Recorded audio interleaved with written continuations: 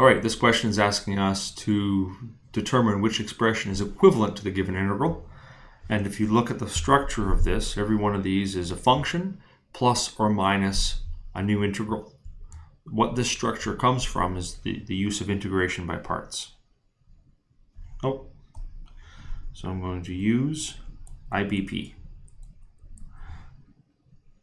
Okay, now how do we use IBP? We have to have a criteria for selecting the component of the expression to equal u, and the rest of the expression inside the integral is going to be equal to dv.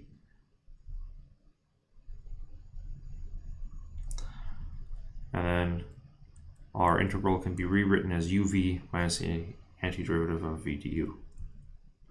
Okay, now the LATE acronym gives us the likelihood that a good choice for our integration by parts is going to be to let u equal to a log function if it's there, which we don't have a log, and then the next most likely thing to let u equal to, if it's there, is an algebraic term, which means x to a power.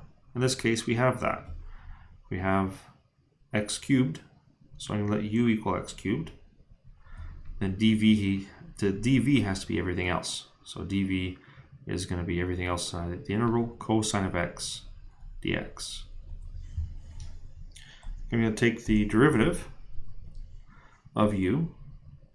Du by dx is equal to 3x squared. And then du is equal to 3x squared dx. I'm going to integrate dv to get v.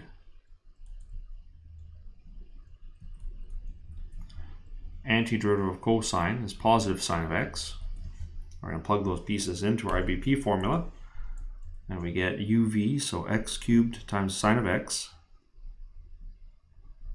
minus the integral of v du sine of x times 3x squared dx.